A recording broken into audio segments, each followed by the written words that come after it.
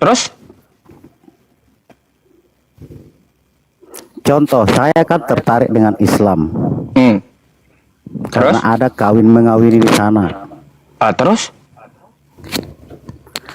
Jadi sering saya dengar Ustadz mengatakan menjanjikan ada 72 bidadari. 72 itu satu istri di dunia, satu istri di akhirat, 70-nya bidadari, pelayan. Oke, ketika saya masuk ke dalam surganya Islam, siapa yang bisa saya gilir? Hah? Siapa yang bisa Siapa Anda gilir? perempuan yang di surga itu bisa saya gilir, Bang? Kalaunya Anda mau gilir ya, bidadari Anda yang Anda ambil. Nggak boleh milik orang. Gimana sih? Kan kemarin saya berdebat sesama dengan Muslim. Dia mengatakan apa yang kita inginkan di surga itu akan diberikan Allah Subhanahu wa taala. Terus? Jika saya menginginkan istri abang, boleh tidak di surga? Nggak boleh, kan udah dibilang nggak bisa. Kan udah dikasih istri Anda yang di dunia, istri akhirat sama bidadari 70. Terserah Anda gitu. Mau yang mana? Nggak bisa ambil istri orang, kocak. Kalau istri abang saya ambil, mau nggak? Kalau di surga Kristen nggak boleh, Bang. Tidak ada makanya. Ada. Kan gitu. Menurut host, surga itu tempatnya apa sih? Tempat kawin atau tempat kudus? Kalau menurut saya, surga itu adalah balasan dari Allah, sebuah tempat kenikmatan atas iman kita, atas ketaatan kita, sehingga Allah membalas dengan surga gitu, dengan kenikmatan yang ada di surga. Jadi seperti itu.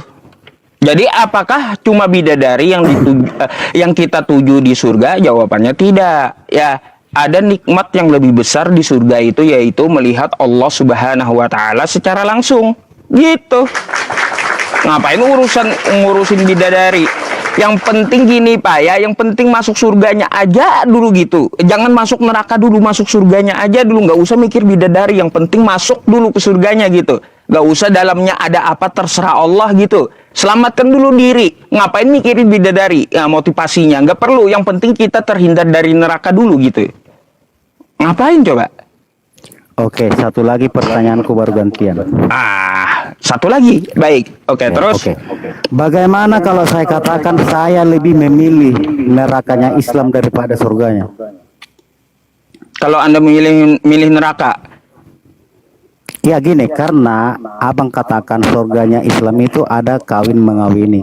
Jadi saya pilih neraka aja, Bang. Pilih neraka. Baik. Ya, alasannya pilih. Karena di neraka itu tidak ada kawin ngawin, Bang, kan? Baik, betul. Ya, jadi saya lebih memilih neraka itu lebih kudus bagi saya daripada surga Islam. Oh, baik. Baik. Iya. Anda mau tahu keadaan neraka? Silakan. Seperti apa baik, keadaan neraka Islam seperti apa? Nanti Anda akan diminumi dengan nanah, dengan air yang mendidih. Itu pertama. Terus kepala Anda, terus di situ ada sel-sel ya yang akan merantai Anda lalu mencambuk Anda dengan besi-besi yang sangat panas dan tajam. Nah, itu ya. Terus di neraka itu nanti Anda akan dipanggang seluruh tubuh, gimana mau kawin? Ya? Kan kayak gitu. Namanya aja neraka, tempat siksa. Kalau Anda pilih neraka, ya monggo silahkan. Ya. Biarlah saya pilih itu, Bang, daripada kawin-ngawin. Makanya coba kalau kita berpikir sehat. Ya, apakah kita waras lebih baik dipilih untuk disiksa daripada menikah gitu ya? Macam mana pula pikiran mereka ini ya? Aduh. Oke, Bang, sekarang saya nanya boleh? Silakan. Baik, Bang. Bang, kenapa sih kitab Anda itu sesuai dengan omongan Anda? Anda kan tadi menanyakan saya tentang masalah bidadari itu ya. Selalu masalah bidadari. Pikirannya selalu selangkangan. Bang, kenapa sih ya di kitab Anda mengajarkan banyak tentang masalah selangkangan tersebut? Jadi saya nggak heran ketika anda datang ke tempat saya menanyakan masalah bidadari, karena sesuai dengan ajaran Anda. Coba Anda buka, jelaskan Hakim-Hakim 19:24 coba. Oke. Ntar Bang ya, aku buka aku Bang. Hakim-Hakim 19:24. Pantas ajaran Anda suka ngurusin selangkangan, kan gitu. Otak selangkangan masalahnya, teman-teman.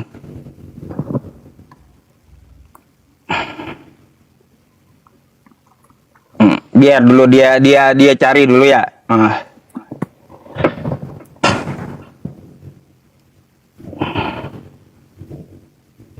Tapi ada ya orang stres yang lebih pilih disiksa daripada dikawinkan dengan bidadari. Ini orang stres, teman-teman. Ya. Iya.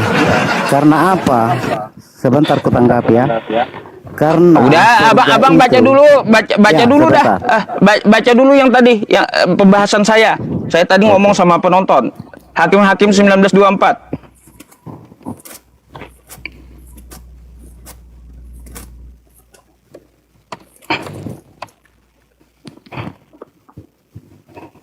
Hakim-Hakim 19 ayat 24 ya.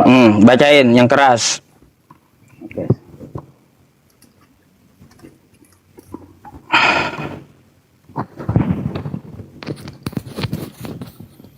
Tetapi ada anakku perempuan yang masih perawan dan juga gundik orang itu. Baiklah kau bawa keduanya keluar, perkosalah mereka dan perbuatlah dengan mereka apa yang kamu pandang baik, tetapi terhadap orang itu janganlah kamu berbuat dosa. Urusan selangkangan kan itu. Apa pertanyaan abang apa? Kenapa itu disuruh perkaos itu? Kenapa itu? Kenapa? Oke. Kenapa disuruh diperkaos di situ? Saya mau tahu. Itu yang menyuruh memperkosa itu Tuhan atau siapa? Lah, itu kan tertulis di kitab Anda. Kenapa nanya saya? Jelaskanlah. Loh, itu bukan ajaran Tuhan, Bang. Bukan ajaran Tuhan, tapi itu terletak dan tertulis di kitab Anda. Iya, tetapi itu peristiwa. Ya iya, jelaskan sama saya. Kenapa mengurusi selangkangan selalu kitab Anda gitu?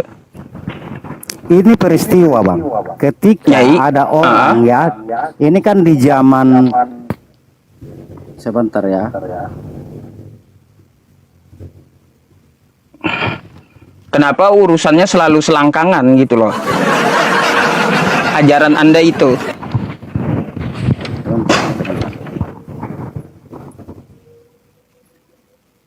Ini kan perbuatan noda di Gibea. Jadi orang-orang di sana sangat berbuat dosa, Bang.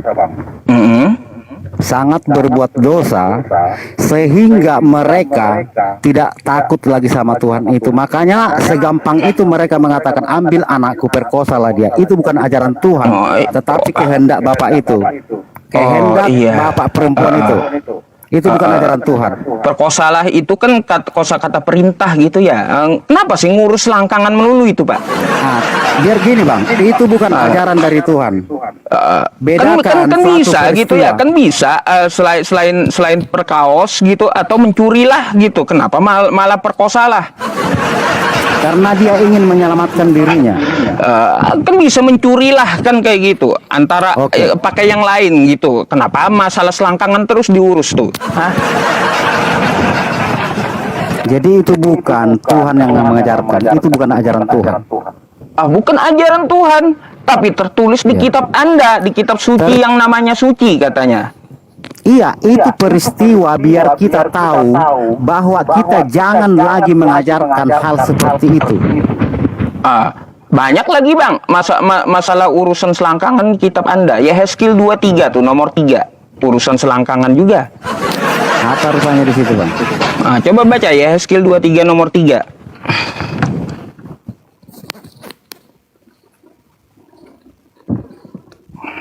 Jadi abang ya biar tahu bedakan mana sejarah peristiwa dan ajaran Tuhan. Abang harus bisa bedakan. Jangan asal main hebat, Bang. Yehezkiel 23 nomor 3 coba.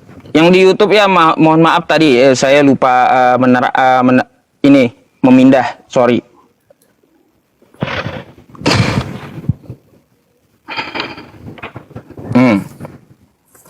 Bacain yang keras. Iya. Yehezkiel berapa, Bang? Yehezkiel 23. Ternyata abang ini hafal dengan Alkitab. Ya iyalah hafal, apalagi masalah urusan kayak gitu ya lebih banyak di kitab Anda. Kalau urusan selangkangan itu ribuan kitabnya di kitab Anda. Yehezkiel 25 ayat berapa? 23. 23 ayat berapa, Bang? Nomor 3. Oke.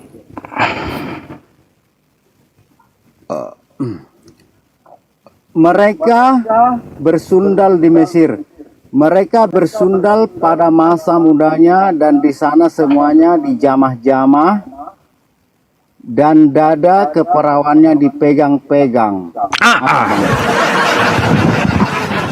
Kenapa urusan selangkangan pula? Kenapa buah dadanya susunya dijamah-jamah, terus dada keperawanannya dipegang-pegang? Itu apa itu? Urusan apa pula? Selangkangan pula?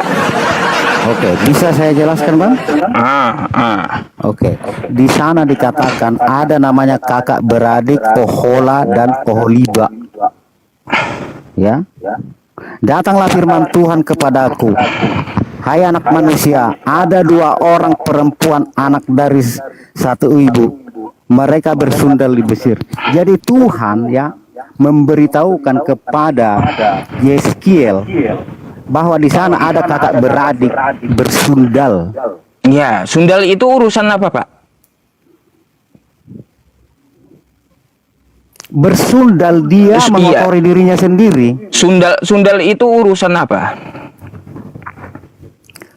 Berapa bisa dikatakan tidur sama laki-laki seperti itu, Bang? Urusan tentang apa emang itu? Berzina namanya. Berzina. Urusan selangkangan kan? Tidak. Oh, kok tidak? Itu Terus gimana urusannya gitu? Dada keperawanan itu di mana? Daerah mana itu dada keperawanan? Boleh saya tanggapi, Bang? Iya, oke. Jadi abang harus tahu suatu peristiwa dan ajaran Tuhan. Contoh di dalam Islam ya, kalau tidak salah boleh menikah lebih dari satu. Itu namanya urusan selangkangan, Bang. Karena apa? Itu perintah Tuhan. Oke. Bukan ke masalah poligami. Jangan tantrum dengan poligami. Tuhan Anda pun juga hasil dari poligami. Sabar.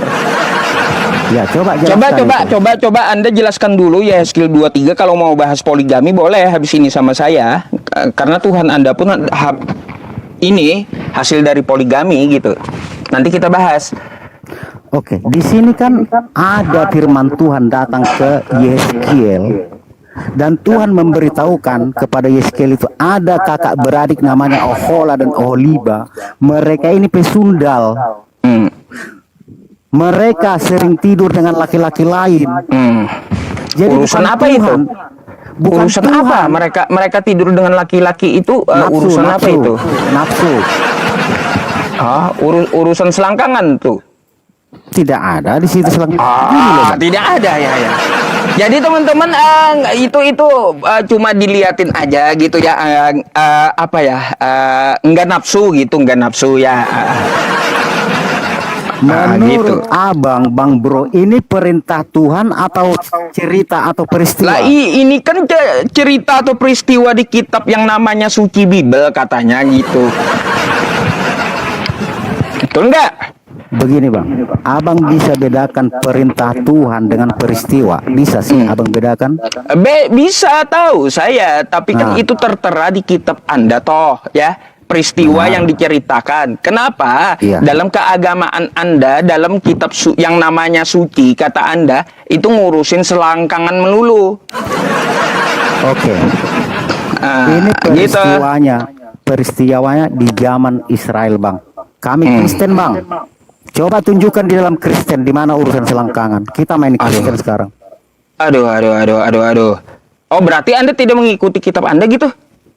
Saya ikuti, kami beriman Ya sudah, kepada- serba salah kan Anda kan, maju kena mundur kena gitu. Kalau Anda nggak percaya dengan kitab Anda itu, ya silakan buang aja gitu kan. Bukan, abang tidak bisa membedakan perintah Tuhan dengan peristiwa sejarah yang telah terjadi. Abang nggak bisa buktikan.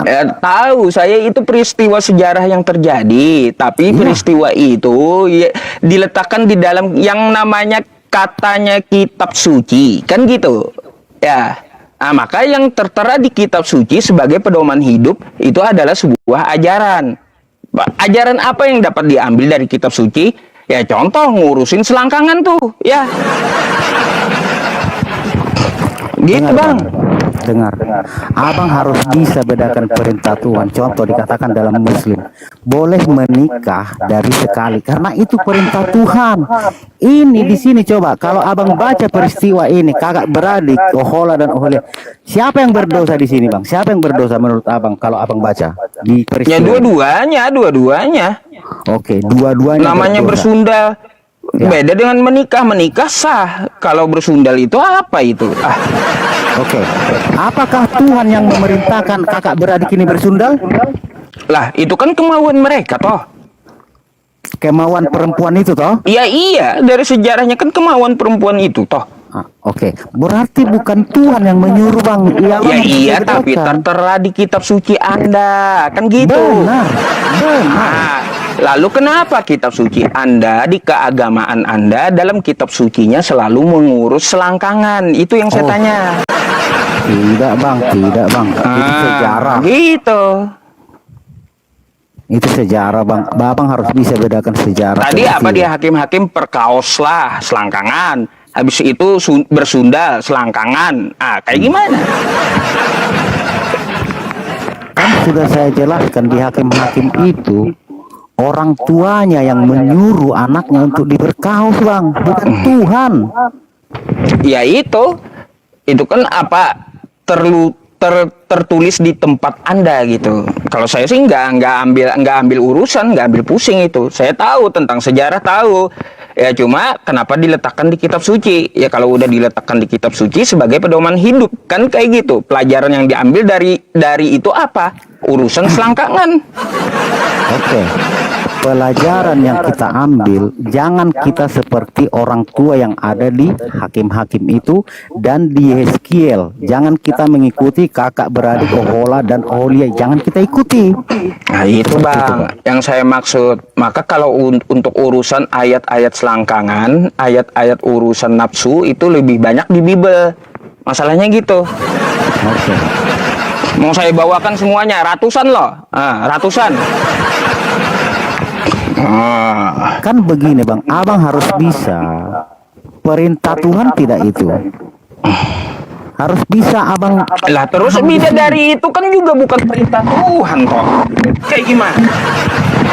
Gini bang, karena banyak ustadz mengatakan kenikmatan terbesar di surga itu adalah, malu saya mengatakannya, seks bang, seks. Terus itu kata ustadz. Mintalah dalilnya sama dia. Mana dalilnya? Dalilnya mana? Kayak gitu. Berarti abang tidak sependapat dengan ustadz itu? Loh, saya nggak bisa menceritakan surga karena saya belum pernah ke surga.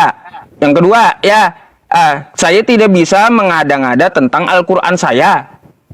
Kalau tidak ada dalil, lalu saya ada-adakan man qala fil Qur'an bi ra'yihi, barang siapa yang berdusta atas nama Quran ya, atas pemikirannya sendiri, menterjemahkan Quran, menafsirkan Quran, falyatabawwa maq'adahu minan nar. Maka bersiap-siaplah tempatnya di neraka.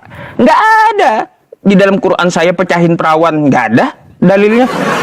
Oh berarti pembohong itu ustadz itu bang? Ya Anda lah, tanya dia dari mana dia ngomong kayak gitu, dalilnya mana? Jujur abang. Berarti itu pembohong ustadz itu ya? Saya nggak tahu videonya, dan saya nggak tahu orangnya dari mana. Kalau Anda mengetahui, tanyakan dalilnya. Di mana? Saya minta dalilnya, ngomong gitu. Paling kata Edis itu. Enggak, saya tidak akrab dengan Edis, tidak akrab saya.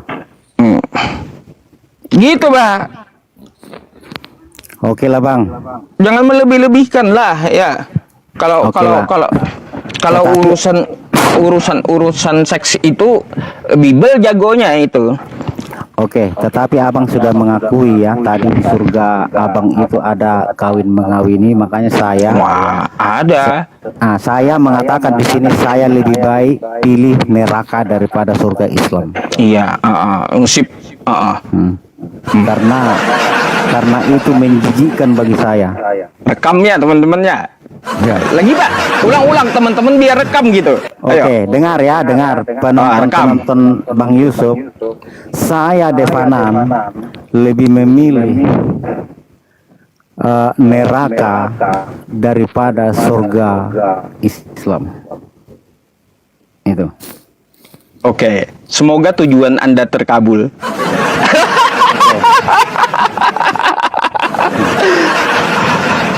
Aduh. Aneh ya teman-teman. baru pertama kali saya ketemu orang yang aneh. Kalau orang unik banyak ya kemarin ya. Kalau orang aneh baru kali ini.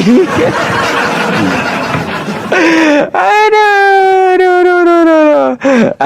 Sekarang saya boleh tanya lagi? Silakan. Baik, kalau boleh tanya lagi, seputar apa nih? Selangkangan lagi atau enggak? Yang bos di sini kan Abang, terserah. Gini aja, abang pula lah yang nanya ke saya dulu. Silakan. Oke. Begini Bang, apakah Tuhan yang Abang sembah sama dengan Tuhan yang disembah oleh Abraham, Ishak, dan Musa?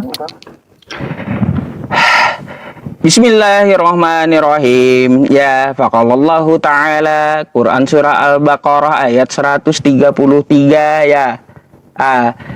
Am kuntum syuhada'a idh hadara Ya'qubal maut idh qala li banihi ma ta'budu min ba'di qalu na'budu ilahaka wa ilaha abaika Ibrahim wa Ismail wa Ishaq ilaha wahida wa nahnu lahu muslimun. Oke, di situ dikatakan ya bahwa yang disembah itu adalah Tuhannya dari Abraham, Ishak dan Yakub serta Ismail. Al-Baqarah ayat 133 tuh.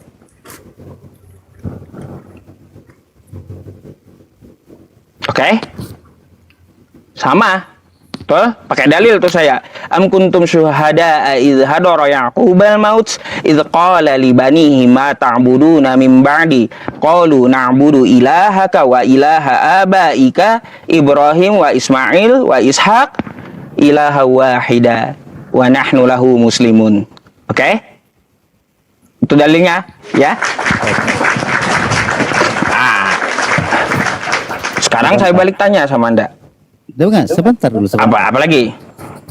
Oke, Abang mengatakan sama. Jadi saya baca juga ayatnya di sini dalam kitab Taurat yang ditulis oleh Musa, yaitu dalam Kejadian 1 ayat 2 bahwa Tuhan yang disembah Musa itu adalah roh. Allah yang disembah oleh Musa roh. Apakah Tuhan Islam roh? Kejadian 1 ayat 2. Ya. Baik, saya minta dong datanya, sejak kapan Nabi Musa itu menyembah roh tadi? Oke. Saya minta dong Musa menyembah roh gitu. Itu di mana? Baru dengar saya. Oke. Kejadian 1 ayat 2. Bang, itu tentang kejadian yang saya tanya tadi. Nabi Musa menyembah roh, itu di mana ayatnya?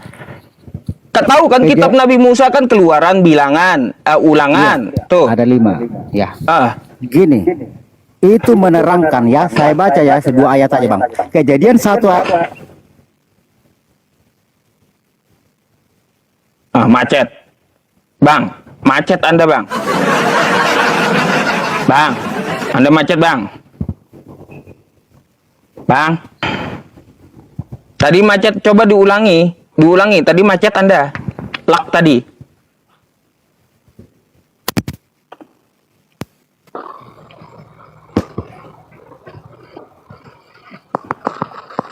Ini suara dari mana, Bang? Jelas? Ada, ya. Oke. Nah, pada apakah yang Tuhan sama dengan Musa, Abang? Wah, ini kacau suaranya ini. Kacau ini suaranya. Mana suaranya? Lagi. Coba dicoba dulu. Testing suara, testing. Oh ya udah. Oke. Di sini dijelaskan, Bang, bahwa Allah itu roh. Iya, Kejadian sejak kapan 1 Nabi ayat Musa 3. itu menyembah roh? Itu di mana? Ya semenjak Tuhan itu hadir. Ya elah. Tadi abang ngomong Nabi Musa menyembah roh, itu ayatnya di mana? Bang, Hmm, dengar. Abang sama dengan Tuhan yang disembah Musa. Abang kata katakan saya sama. sama, ya. Oke. Ah, Persamaannya apa? Apakah Tuhan Islam juga roh atau apa? baik, Sedangkan Tuhan Nabi adalah Musa, roh. Tuhan Nabi Musa bukan roh, Tuhannya para nabi bukan roh, Tuhannya para nabi itu tidak kelihatan, Tuhannya para nabi itu maha kuat, Tuhannya para nabi itu tidak dapat disamakan dengan apapun. Yesaya 46 nomor 5. Hendak dengan apa engkau menyamakan aku? Jadi Tuhannya para nabi itu bukan roh, bukan, ya. Anda perlu tahu itu.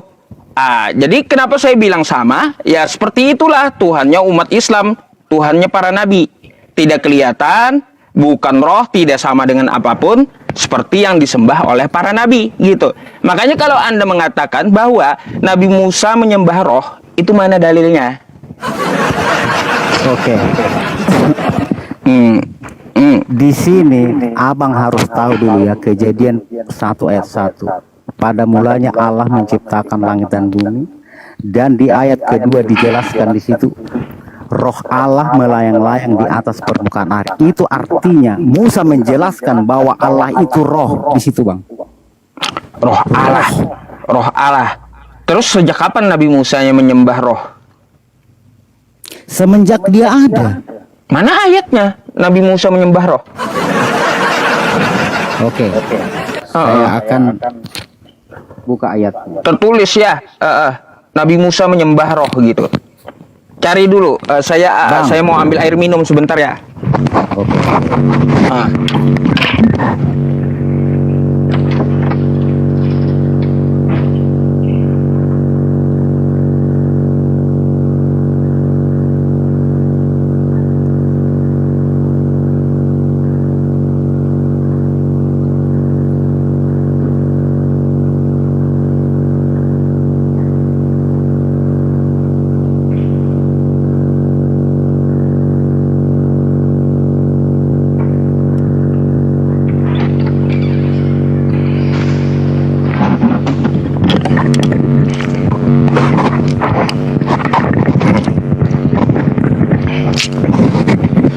Oke. Ketemu?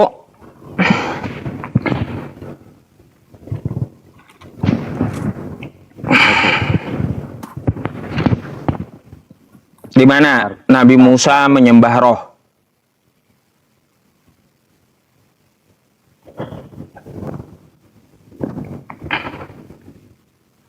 Nah, macet.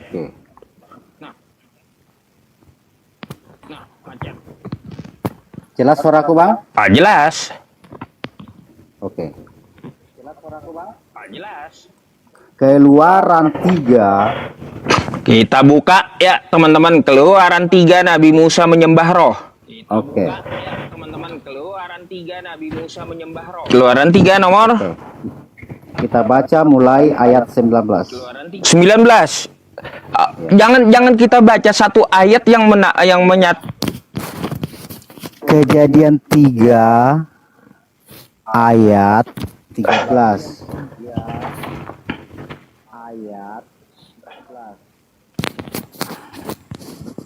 Kejadian 3, 13. Kejadian 3, 13. Baca, Jadi bacain Pak. sebelum abang tahu apa itu penyembahan, Nih teman-teman, La- teman-teman, bentar Bang. Nih ya, saya bacakan ya. Di mana Nabi Musa menyembah roh? Lalu Musa berkata kepada Allah, tetapi apabila aku mendapatkan orang Israel dan berkata kepada mereka, Allah nenek moyangmu telah mengutus aku kepadamu, dan mereka bertanya kepadaku bagaimana tentang namanya, apakah yang harus kujawab kepada mereka? Mana Nabi Musa menyembah roh? sampai ke bawah bang, sampai Aduh, Bang, yang lanjut, saya 14, ini 15, ya, lanjut bang. yang saya Lanjut, minta Bang. Nabi doubling, kenapa? Siapa yang doubling? Ntar ya, katanya doubling.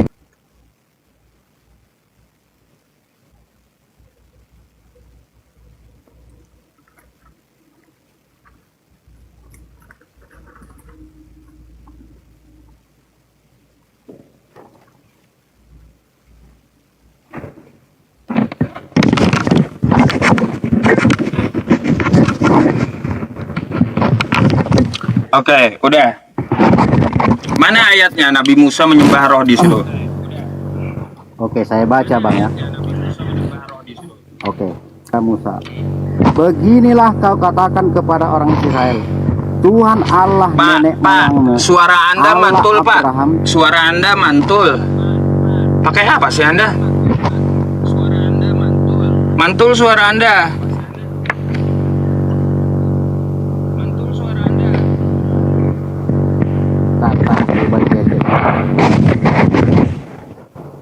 Suara Anda mantul itu. Ini bang, bagaimana bagus?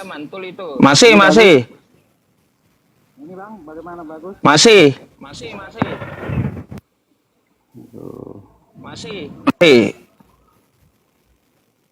Coba. Turun aja dulu Pak. Kalau gitu ya, naik lagi ya. Oke. Turun aja dulu Pak. Kalau gitu ya, naik lagi. Oke, naik aja lagi ya. Mantul suaranya. Kalau suara saya aman ya teman-teman.